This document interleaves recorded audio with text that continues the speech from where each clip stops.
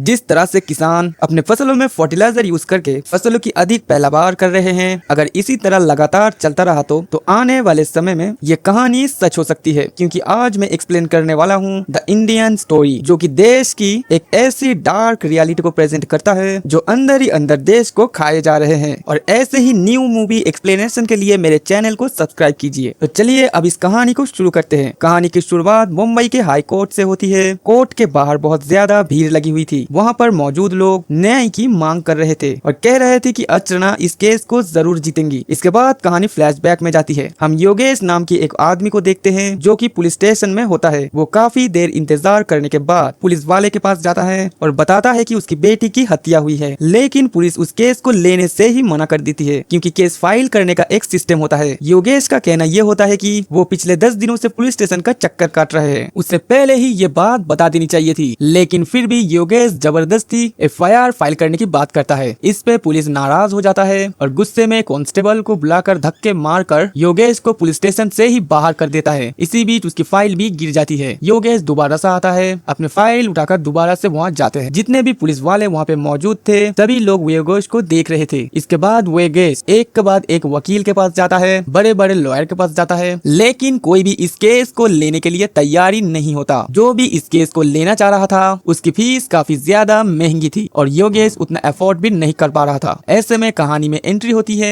अर्चना नाम की एक लॉयर की, जो कि नई ही वकील बनी है और उसका ये पहला केस है। अर्चना कोर्ट में हर एक के खिलाफ मामला दर्ज करती है। जितने भी किसान है और जितने भी फर्टिलाइजर कंपनी है उन सभी के ओनर्स को अर्चना जज को बताती है कि एक 7 साल के बच्चे का मर्डर हुआ है इसी प्रेस्टिजाइज कंपनी की दवाइयों के दौरान। विरोधी का वकील साफ कह के बोलता है हमारे देश में इस तरह का कानून कभी बना ही नहीं है तो केस दर्ज ही नहीं कर सकता। जज का भी यही कहना होता है कि पूरे किसानों के खिलाफ खड़ा होना उचित नहीं है। रिपोर्ट को देखने के बाद पता चलता है कि जिसका नाम परी है उसकी मौत कैंसर से हुई है और इसे हत्या का मामला नहीं बनाया जा सकता। अर्चना का साफ कहना होता है कि ये बात सच है कि मेरी क्लाइंट की बेटी की मौत कैंसर से हुई है, लेकिन इस कैंसर की वजह यही कीटनाशक दवाई है और इसको मिलाने वाले किसान है। ओपोनेंट वकील का कहना यह होता है कि अर्चना की लॉयर की डिग्री को रद्द किया जाए, लेकिन अर्चना अपनी स्टेटमेंट लेने से वापस मना कर देती है। जज का कहना यह होता है कि अगर उनके पास कोई सबूत है तो वो पेश करे। इसी वजह से कोर्ट आगे की तारीख बढ़ा देता है। धीरे धीरे ये खबर अर्चना की न्यूज चैनल में भी फैल जाती है। सभी किसान का आक्रोश अर्चना के ऊपर फैल जाता है क्योंकि अर्चना ने साफ साफ किसानों के ऊपर आरोप लगा दिया था। ये बात धीरे धीरे इतनी बढ़ जाती है कि महाराष्ट्र, गुजरात, बिहार इन सभी इलाके में लोगों प्रोटेस्ट करने लगते हैं। सब्जियां फेंकी जाती है। कोई अर्चना के खिलाफ खड़ा था तो कोई अर्चना के साथ था। विरोधी की पार्टी इस केस को बाहर निकालता देख एक नए लॉयर को हायर करती है जिसका नाम था अग्निगोत। अग्नि एक जाने माने लॉयर है।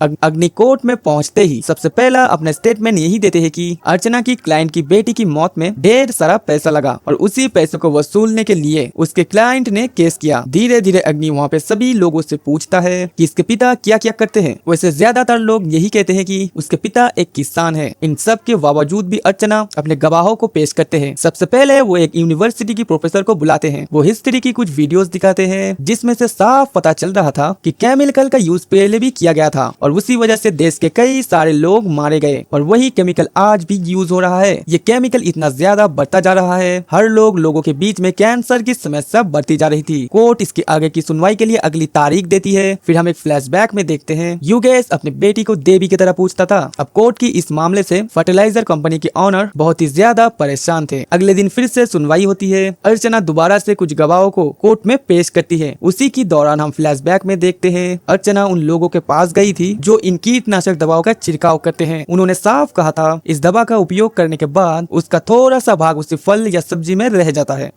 अगर उसे चाहे तो कितना भी धुला जाए फिर भी वो उससे बाहर नहीं निकलता। ये सब कुछ जानने के बाद कोर्ट को पता चलता है कि ये कोई छोटी समस्या नहीं बल्कि बड़ी समस्या बन चुकी है। बड़े बड़े फर्टिलाइजर कंपनी के मालिक कृषि मंत्री के पास पहुंच जाते हैं। उनका कहना यह होता है कि हम आपको पैसे देने के लिए तैयार है, इस केस को जल्द से रफा दफा करो। लेकिन कृषि विभाग का सर इस बार ईमानदारी दिखाता है। वो उनसे साफ कहता है कि जिंदगी की कीमत हमें पता है, आप मत समझाइए। अर्चना इस केस के बारे में पूरी रिसर्च करता है और नए नए गवाहों को ढूंढता है। वो एक दिन कोर्ट में एक मंत्री को बुला के लाते हैं और उनसे पूछती है कि आपकी क्षेत्र में दूध की पैदावार कितनी है। वो बताता है कि हमारे क्षेत्र में दूध की पैदावार इतनी कम है कि हम हर जगह दूध पहुंचा भी नहीं सकते। दूध की प्रोडक्शन से 4 गुना ज्यादा देश की मांग है। वो सारे दूध कैसे बनाए जाते हैं। कोर्ट इस केस को और ज्यादा आगे बढ़ने का आदेश देता है और कहता है कि 7 दिनों के अंदर सारी की सारी रिपोर्ट हमारे साथ सामने चाहिए। साथ ही साथ वो ये भी बताती है कि वो किसी भी जांच अधिकारी को नियुक्त कर सकता है। तब अर्चना कहती है कि इस जांच के लिए आईजीपी राठौर को नियुक्त किया जाए। आईजीपी राठौर के साथ मिलकर वो उनको इस केस के बारे में सारी बातें बता देती है। इसके बाद वो मधु से 2 अपराधियों को जेल से छुड़ाती है जो कि दूध के मामले में पकड़े गए थे। उन दोनों को दोबारा से निकाला जाता है और उन्हें एक फैक्ट्री में ले जाके वो लोग दूध की प्रोडक्शन कैसे करते हैं उन सभी का पूरा वीडियो बनाया जाता है ताकि सबूत सबके सामने ही हो। थोड़ी ही देर में कुछ केमिकल का यूज करके एकदम ताजा दूध वो बना देते हैं। ये देखकर हर कोई संग रह जाता है, राठौर भी संग रह जाता है क्योंकि वो हमेशा दूध की चीजें ही पसंद करते थे और आज उन्हें पता लगा कि दूध ऐसा बनता है। उन्हें भी डर सताने लगा कि ये मामला बहुत गंभीर हो गया है। इसके बाद वो अर्चना के साथ डॉक्टर से मिलते हैं। डॉक्टर साफ साफ कह देता है अगर ऐसे ही सिचुएशन लगातार चलती रहे तो देश की आगे के ज्यादा लोग कैंसर से पीड़ित हो जाएंगे। कैंसर के साथ साथ किडनी, लीवर, हार्ट ये सब कुछ ऑर्गन इफेक्ट करता है। अर्चना राठौर के साथ जांच पूरी करती है।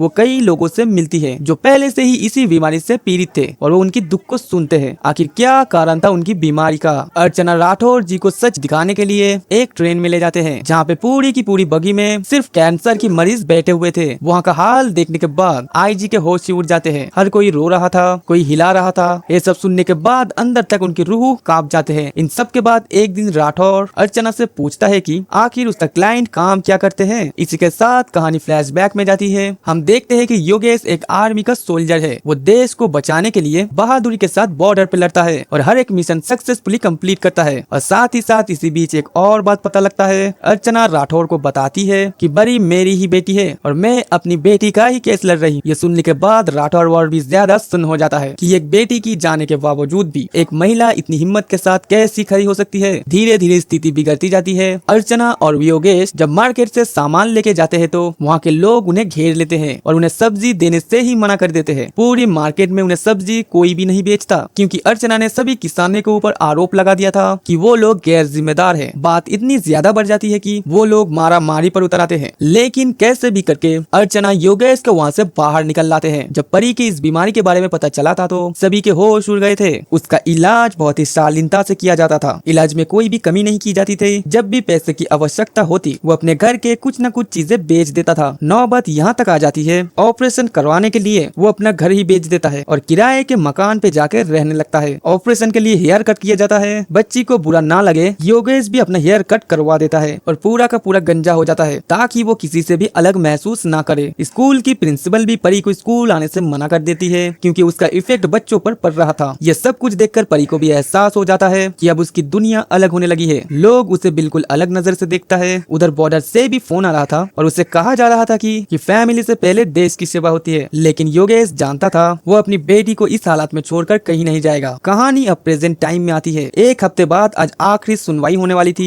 कोर्ट के बाहर भारी भीड़ लगी हुई थी और मूवी की शुरुआत में हमें जो सीन देखा था ये वही सीन है जो कि अब आगे आता है। कोर्ट के दरमियान आईजी राठौर उन्हें जितनी भी सच्चाई मिलती है और जितनी भी रिपोर्ट बनाई गई होती है सारी की सारी रिपोर्ट अदालत को सौंप देती है और बताती है कि ये केमिकल बहुत ही ज्यादा घातक है। मैंने इन सारी चीजों पर रिसर्च की है तो मैं भी हत्या मानता हूँ। इस कीटनाशक की वजह से इन सब के पीछे फर्टिलाइजर कंपनी, मैं इनके खिलाफ हूँ और इनके ऊपर कड़ी कार्रवाई किया जाए। और इन सब के बीच हमें ये भी पता चलता है ये मामला 5 साल तक बीत चुका है और योगेश अपनी बेटी के न्याय के लिए 5 साल से लड़ रहा है। बल्कि अपनी बेटी के न्याय के लिए नहीं बल्कि वो पूरे देश के लिए ही लड़ रहा है। और उसे पता है ये समस्या सिर्फ एक ही नहीं बल्कि हर एक इंसान की है। लेकिन हर एक इंसान आवाज नहीं उठा सकता। इसी वजह से इन सब के लिए योगेश खड़ा हुआ है। इन सब के बाद अग्नि अर्चना को कटघरे में बुलाता है और उनसे पूछता है आपको तो पता है मर्डर में कौन सी धारा लगती है और उसका क्या जुर्म होता है। और साथ ही साथ ये भी कहता है अगर जैसे उसकी मौत फर्टिलाइजर से हुई है तो कंपनी दोषी है, किसान दोषी है, जो बेच रहा है वो भी दोषी है और जो माता पिता अपने बच्चों को ये सब खिला रहा है वो भी तो दोषी ही हुआ, उसे भी तो पकड़ना चाहिए। इस बात का अर्चना के पास कोई भी जवाब नहीं होता और अग्नि कोर्ट से मांग करता है कि वो उनके पूरे परिवार के खिलाफ हत्या का केस दर्ज करने की मांग करता है। कोर्ट इसकी आगे की सुनवाई ब्रेक के बाद ही करती है। उसके बाद अग्नि अर्चना पर इल्जाम लगाता है कि उसने अपना जिंदगी में पहला क्लाइंट पाया है और वो नहीं चाहता था कि वो उसका क्लाइंट हारे। इसी वजह से वो बार बार बेफालतू की कोशिश कर रही है। अर्चना साफ कहती है आप लोगों ने इस पर ध्यान नहीं दिया, ना ही आप लोगों ने पूरा नाम पढ़ा। उसके बाद वो रिवील करती है योगेश सिर्फ उसका क्लाइंट नहीं बल्कि उसका हस्बैंड भी है, यानी कि परी उसके ही बेटी थी और मैं अपनी बेटी का केस लड़ रही हूँ। ये सुनने के बाद पूरा कोर्ट ही चौंक जाता है और अग्नि भी हैरान हो जाता है कि एक माँ अपनी बच्ची के लिए ऐसे केस कैसे लड़ सकती है। अब कहानी फ्लैशबैक में जाती है। ऑपरेशन के बाद परी बिल्कुल ठीक हो गई थी, डॉक्टर ने तो यही कहा था, लेकिन धीरे धीरे यही समस्या दोबारा से बढ़ने लगी। योगेश दोबारा से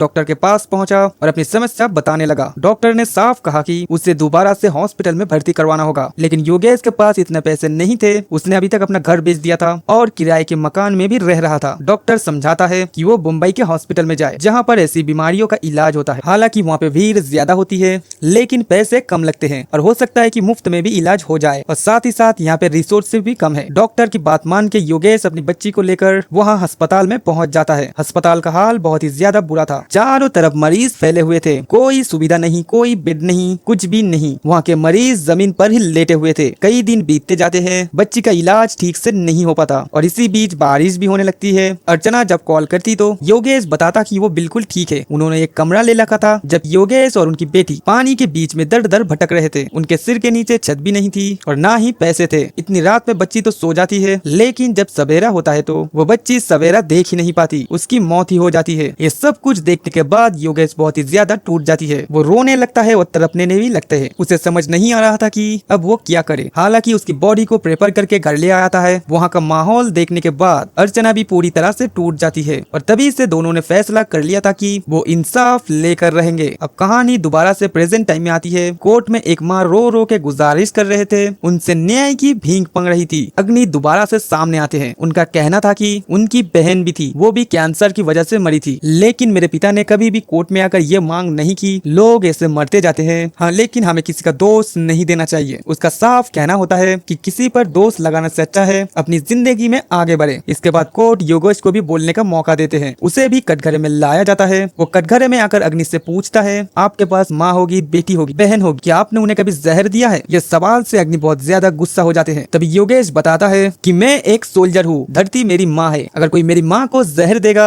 तो क्या मुझे अच्छा लगेगा? उसी बीच वो किसानों से भी माफी मांगता है। अगर उन्हें किसी की बातों पर बुरा लगा हो तो वो तहे दिल से माफी मांगता है। अगर उन्हें भी पता होता इस फर्टिलाइजर से वो लोगों को नुकसान पहुंचेगा तो वो कभी भी इसका यूज ही नहीं करते। साथ ही साथ योगेश ये भी बताता है कि दिक्कत की बात यह है कि देश इस पर ध्यान ही नहीं दे रहा। ये बीमारी धीरे धीरे फैलती जा रही है, कोई भी इस पर ध्यान नहीं दे रहा, ना ही कोई एक्शन ले रहा है। वो आखिरी शब्द यही कहता है, मैं उम्मीद करता हूँ आपने मेरी बात सुनी होगी और आपको भी एहसास होगा कि ये बीमारी कितनी ज्यादा घातक है। कोर्ट सारी गवाहों और मुद्दों को नजर में रखते हुए आदेश देता है कि जो भी फर्टिलाइजर में मात्रा ज्यादा होगी उसको तुरंत ही बैन कर दिया जाएगा और सिर्फ ऐसे ही फर्टिलाइजर यूज होंगे जो घातक ना हो, और जितने भी मार्केट में फर्टिलाइजर उपलब्ध है उन सभी को तुरंत ही बैन कर दिया जाएगा। और इसी न्याय के साथ ये मूवी यहीं पर खत्म हो जाती है। अगले वीडियो में कौन सी मूवी का एक्सप्लेनेशन चाहिए आपको कमेंट में जरूर बताना।